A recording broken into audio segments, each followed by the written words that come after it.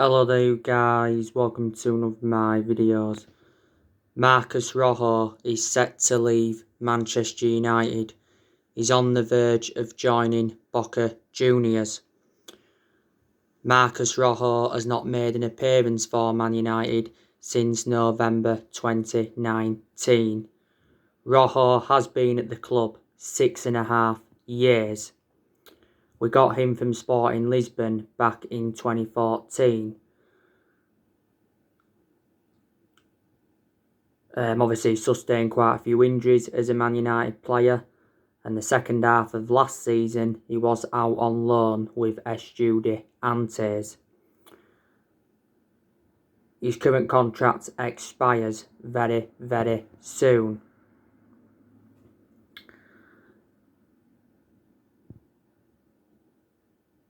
But Solskjaer did confirm that Rojo is free to leave in this January window because he said his contract won't be extended.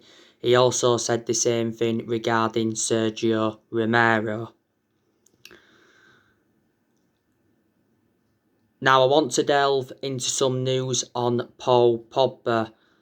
So Fabrizio Romano has given us an update on Paul Pogba's future. And he said Paul Pogba could still leave Manchester United in the summer. He said Mino Raiola was planning a summer move for Paul Pogba. Now, Paul Pogba's agent, Mino Raiola, told 2 Sport last month that his client's career at Man United is over. He said he's unhappy and he has to leave and he's got no intentions of signing a new contract. Solskjaer was furious with Mino Raiola's announcement because it was just before the game against RB Leipzig in the Champions League. It recently said that Paul Pogba is considering making a U-turn at the club. That means staying at Manchester United. And it is possible that he could sign a long-term contract at the club. I think his future is on hold until the end of the season. And it recently said that Paul Pogba contradicted his agent Mino Raiola for the second time. Paul Pogba's performances have recently been very, very good. But he weren't so good in the Sheffield United game recently. Now, he has had a long-running transfer saga. You know, he's been linked with a move to PSG. Not so long ago, Mino Raiola was talking with PSG. And it said a few weeks ago that Pochettino identified Paul Pogba as his top target. He's been relentlessly linked with a return to Juventus. Swap deals have been high on the agenda. Paul Pogba did endure 4 good years with Juventus. By the way, Fabrizio Romano said that Juventus offered us 4 players to try and get Paul Pogba. So that's something else he mentioned. And he's also been relentlessly linked with a move to Real Madrid. I think it mentioned that we revealed our asking price. We do want £75 million. Pogba's our most expensive sign at the moment because we paid £89 million for him. This is his 5th season, is it, at the football club since he rejoined. He's made over 100 appearances in all competitions. He's won 3 trophies at the club. That was the Europa League, the League Cup and the Community Shield. We had him when he was a lot younger under the Sir Alex Ferguson era, but we had to let him go due to limited appearances. We did trigger that 1-year extension on his contract earlier on in the season, so he's under contract on Man United until June 2022. Earlier on in the season, he was out with an ankle injury, and he was out for the vast majority of last season with an ankle injury. In a few games, we've actually been putting him in more of an advanced role. So I can't assure that he's going to stay potentially past the summer, but he could do.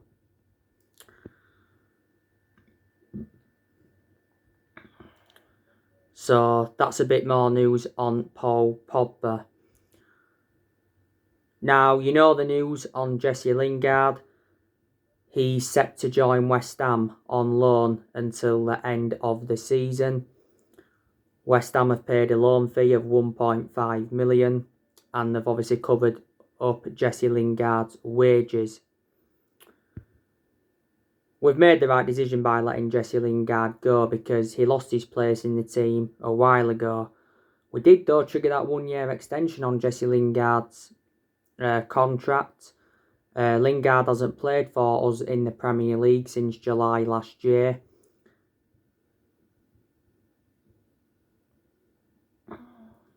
And this season only played twice in the Carabao Cup and he played in the FA Cup third round against Watford. But ESPN recently said that we will allow Jesse Lingard to go out on loan, despite Solskjaer saying earlier on this month that he wanted him to stay at the club. He rejected loan offers from West Brom and Newcastle did Lingard. But yeah, he's reuniting with David Moyes. But Solskjaer did recently say that fringe players could leave before this transfer window closes. Phil Jones, I want him to leave the football club. Because he obviously doesn't get in our team now. I want Sergio Romano to go. There's been rumours of Daniel James leaving because Daniel James has lost his place in the team. There's been narratives of Brandon Williams going out on loan. Brandon Williams is our third choice left back following the arrival of Alex Telles. And I think more players could leave Man United in the summer. Solskjaer did say though that he doesn't expect any signings before this transfer window closes. And I think Man United do need more signings if we are to be genuine title contenders. I've given you the 3 areas where I think we need to strengthen up. I think we need a striker, we need a world-class midfielder, and we also need a centre-half. I think we're looking to make around 4 signings this year to complete our squad overhaul. But this January transfer window is Solskjaer's 5th transfer window as Man United manager. And obviously, you can say the board have failed to back Solskjaer in the transfer market again, but Woodward promised Solskjaer that he will back him. He said towards the end of last year that he will back him with a long-term plan centred around summer transfer windows. And even when we endured them bad periods under Solskjaer, Woodward assured that his job was safe because, like I mentioned, our board have got a soft stance on Ollie with him being a club legend. But the board has been one of the biggest problems at the club for several years, reflecting how poor our recruitment policy's been, and we've also overpaid for players, and the board haven't backed any of the managers that we've had since Ferguson left. But despite our reluctance to back Solskjaer with transfers and that, I still think he has made good signings as Man United manager. He's spent over £200 million at the club. In the summer of 2019, he recommended Daniel James and Wan-Bissaka and Harry Maguire in. In January of last year, he brought Bruno Fernandes in and Odion Ighalo in on loan. Obviously now Ighalo's gone. He recently said his farewells to Man United. And in the summer transfer window of last year, we brought Donny van der Beek in, Alex Telles, Edison Cavani, Facundo Pellistri and Amad Diallo Traore. And I do like the way that Ole Gunnar Solskjaer has promoted the youth because he's giving young players their opportunities and he's brought more young players into the club.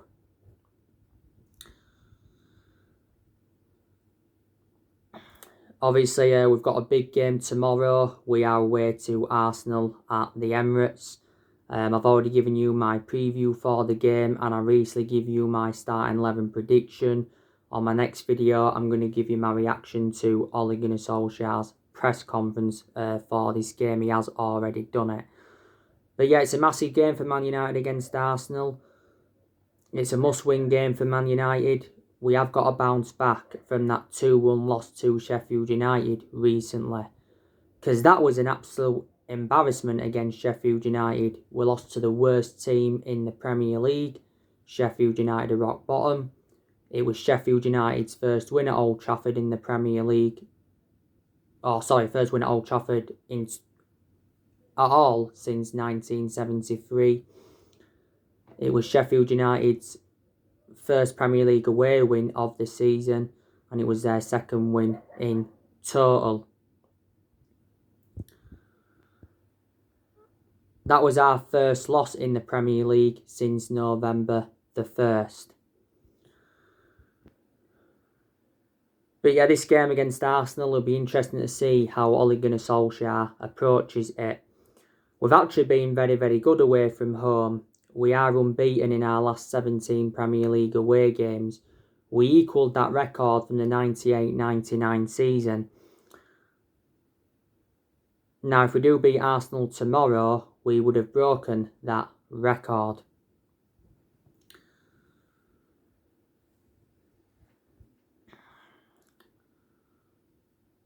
We've been very, very poor at home this season. We've lost, 4 or 5 games now at Old Trafford in the Premier League this season. But, despite that bad result against Sheffield United, I am still Ole in. Obviously, my perceptions aren't going to change on him after one bad result. I think there's still a lot of Man United fans that are Ole in. Solskjaer has been criticised a lot as Manchester United manager, especially early on in the season, reflecting how inconsistent we was. But with how good we have been in recent months, our perceptions have started to change on him. I think reflecting on the progress Solskjaer's made, he is on course to earn himself a new contract.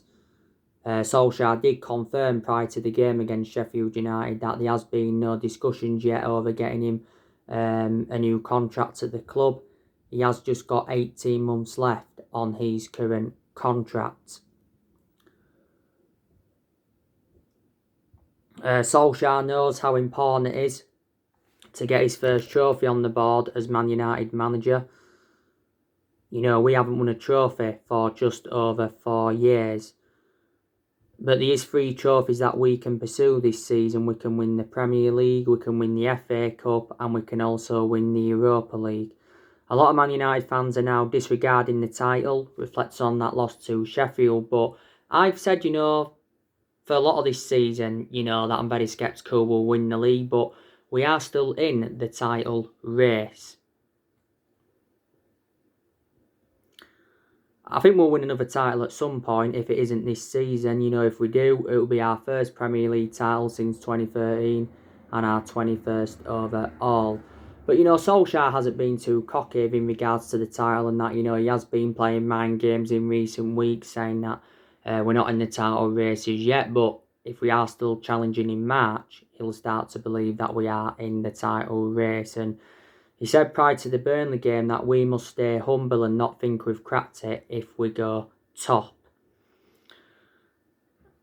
Now, my biggest concern about Solskjaer is his decision making, because there has been a lot of games at Man United where he's been tactically naive. But there's obviously been some games as well where he has showed tactical flexibility, but he's got to show tactical flexibility persistently. Ole Gunnar Solskjaer has been Manchester United manager for over 2 years now. Reflecting how long he's been at the football club, he has gained some managerial experience. He's learned quite a bit on the job. You've probably got to say there's still a few things he has got to learn on the job. We appointed Solskjaer in December 2018 to replace Mourinho. Obviously, the first 3 months he was the interim manager. Reflect on how well he did as interim manager. That's what obviously got him the job permanently back in March 2019. But I think we do deserve credit for sticking with Solskjaer, because he could have easily have been sacked as Manchester United manager. And, with how good we've been in recent months, I've been saying, Ole Gunnar Solskjaer's been in the old Man United back. We have been getting glimpses of the Sir Alex Ferguson era because we have come from behind in a lot of games this season, and we used to come from behind a lot under the Sir Alex Ferguson era. But obviously Solskjaer's not going to last as long as Ferguson did, or he's not going to replicate his legacy. No manager in general, or no manager at Man United, he's going to rather.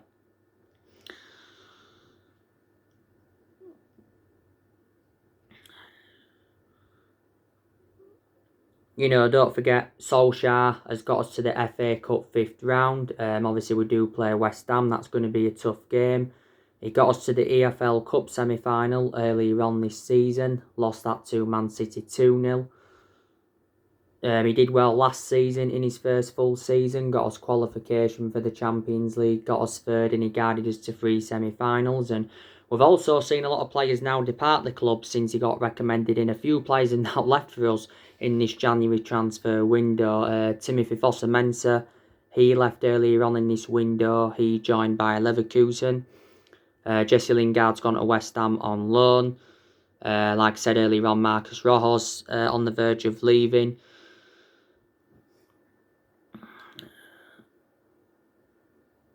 Obviously, we've seen the likes of Young leave under Solskjaer, Valencia leave, Darmian leave, Smalling leave, Angel Gomez leave, Lukaku leave, Herrera leave, Sanchez leave. Delors, he went out on loan, don't forget. Andres Pereira, he also went out on loan, and we've loaned quite a few young players out. When obviously Ole Gunnar Solskjaer got appointed in as Man United manager, he was inheriting a lot of deadwood. And he's still inheriting some of the deadwood now. The vast majority of this team is Jose Mourinho's. I don't know if Ole Gunnar Solskjaer is a long-term manager for Man United, but one thing I can assure, we are going to give him at least another season at the football club. If when we was inconsistent earlier on in the season, like I said, Solskjaer was close to getting sacked. But if we had sacked him, it wouldn't have solved anything anyway, because not all the blame does stem from the manager. Some players have got to take responsibility. And we're not really known as a sacking football club, despite the fact we've sacked 3 managers since Ferguson retired, and that was Moyes, Louis van Gaal and Jose Mourinho. We haven't only had different managers with different philosophies. We spent over £1 billion on players since Ferguson left. We've brought around 36, 37 players in. I think we've made a lot of mistakes since Ferguson left as well. That's obviously why I was inconsistent for so long. But it's good that we have seen consistency from Man United recently, disregarding the Sheffield United game, because we didn't see consistency for a long time. I've already gone through with you what we need to do to secure the title, and that's obviously keep getting good results. Good performances have got to persist. Pogba's got to stay in form. Cavani's got to keep delivering the goods. Bruno Fernandes has obviously got to keep playing well. He's had a few bad games, to be fair, as Bruno Fernandes, but he's still our best player and is the best signing we've made since Ferguson. You can say we've got to start beating more of the big teams. Yes, we beat Liverpool recently in the Cup. But we haven't beat any big teams in the league, have we, so far this season? But people say, you've got to beat the big teams if you are to be genuine title contenders. And like I said, I think Man United have got to make at least a couple of more signings. But analysing our squad, I think it's certainly good enough to finish in the top 4 at least.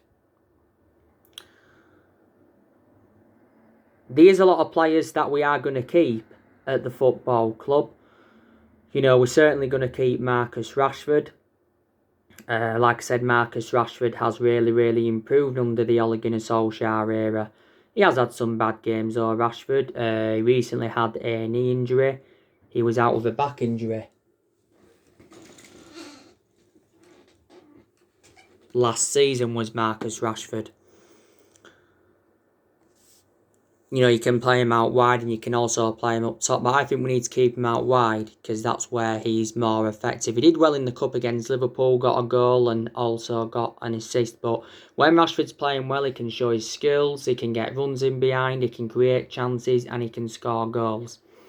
Been a United player since the age of 7 and he's been in our senior squad since 2016. We'll also keep Edison Cavani. I think Edison Cavani will see out his contract at Man United. Cavani's made an impact since he's come in. We did get him on deadline day last summer on a free transfer. He signed a 1-year contract with Man United with an option of a 2nd year. I definitely would start Cavani ahead of Martial because obviously Anthony Martial has been out of form. And a lot of United fans have said that Anthony Martial does need to be dropped. We'll keep Martial for now, maybe for at least another season. But there again, Martial has been subjected to transfer speculation before. He's had chances this season, he just hasn't been clinical enough in front of goal. He was good last season though, Martial, and he was good in his debut season under the Louis van Gaal era.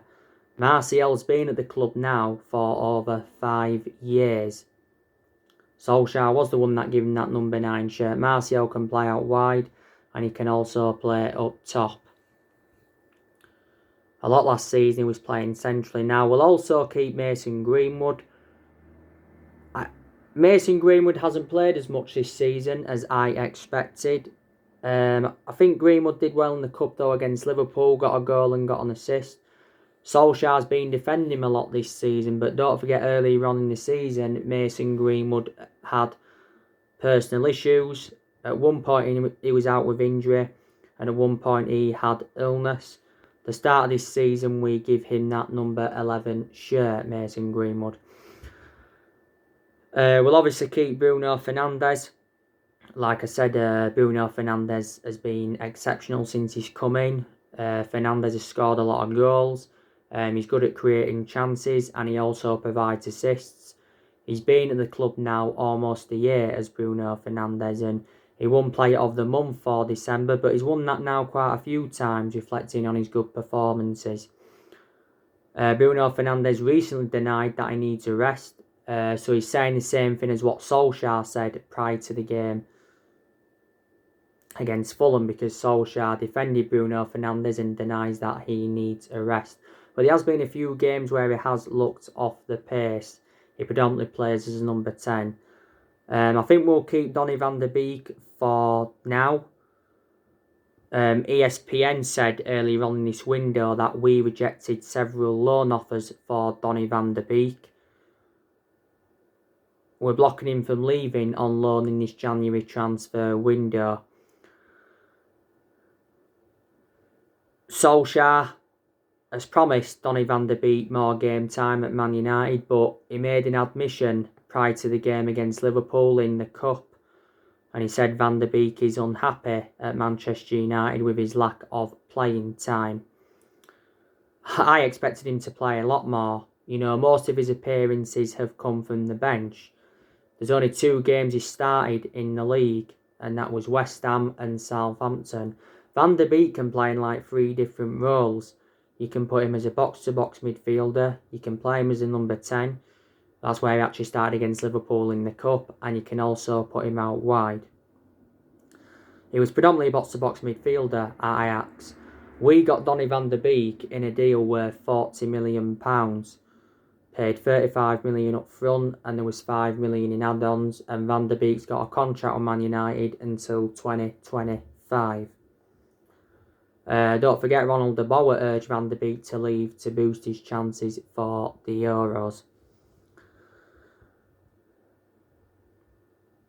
We'll also keep Fred because I think Fred has really improved under the Ole Gunnar Solskjaer era. Show good attacking intent, he's broke up the play well. My only element of concern about Fred is his reading of the game, so he needs to work on that. Fred's been at the club now a few years. We got Fred in a deal worth £52 million from Shakhtar Donetsk. We'll also keep McTominay. McTominay can be good when he wants to be.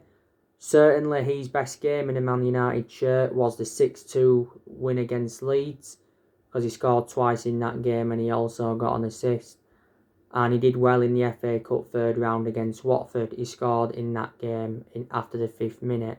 McTominay's been part of the club for several years. Just after the first lockdown last year, McTominay signed a 5-year contract with Man United. And like I said, we could keep Pogba.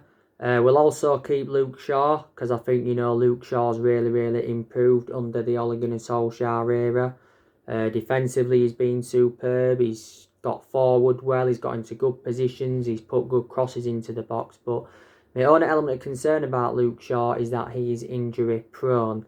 Surprisingly, Luke Shaw still remains our first choice left back, despite the arrival of Alex Telles. We'll also keep Telles as well. Like I said, Telles hasn't played as much as we all expected, but at one point Telles did have COVID. We'll keep Harry Maguire. Now, Harry Maguire has enjoyed some bad games, but he's also enjoyed good games this season. Harry Maguire certainly wasn't worth the £80 million that we got him for. Most expensive centre-half in the world at the moment, and the second most expensive signing at the club behind Paul Pogba, and he's our current captain. Eric Bailly will also keep him. Bailly's been very impressive since he started playing again. Recently got injured though again, didn't he? He's too injury prone though, Bailly, but I certainly prefer him ahead of Victor Lindelof. We'll also keep Wan-Bissaka. Defensively superb, but we've got concerns about his lack of attacking intent and his distribution. This is Wan-Bissaka's second season at Man United, and as for David De Gea, I think we'll keep him for now anyway. He's going to remain our number one for at least this season. Some Man United fans were pointing fingers, saying that one of Ole Gunnar Solskjaer's biggest problems at the club is David De Gea, because he actually wasn't good against Sheffield recently. He was to blame for the first goal because he looked unconvincing. But De Gea's done well in games this season, and he has actually he's been slowly getting back to his best. A few years ago though, David De Gea was regarded as the best goalkeeper in the world. This is his 10th season at Man United, so he has been a long servant. We'll keep Dean Henderson. I think Dean Henderson's a foreseeable future for the club, and I think at some point he'll become our number one. Dean Henderson's now got that experience behind him, so he is reliable. But Henderson's played well in the games he has played in this season. So there you go. There's a lot of players we'll keep. And Amad Diallo Traore, I think he's going to be making his debut for the club for the under-23s against Liverpool. I think that's been confirmed by Solskjaer. Won't be making his debut just as yet for the first team. But Solskjaer said he could be part of the first team squad in the next few weeks.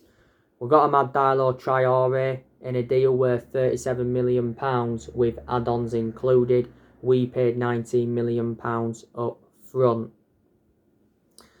His move to Man United was official earlier on this month, but actually the deal was agreed back in October. By the way, Facundo Pellistri, I think he's set to be loaned out as well. But anyway, the players on our agenda. Obviously, I recently give you the news on Jadon Sancho from Dortmund. According to Sport 1, Dortmund are going to be forced to lower their demands because they're expecting losses of £88 million because of the coronavirus pandemic. And it did say that Borussia Dortmund had been relying on Jadon Sancho's sale. And Dortmund are expecting to leave in the summer. Could still come to Man United. There's actually a bit more news on Dayot Upamecano as well. Fabrizio Romano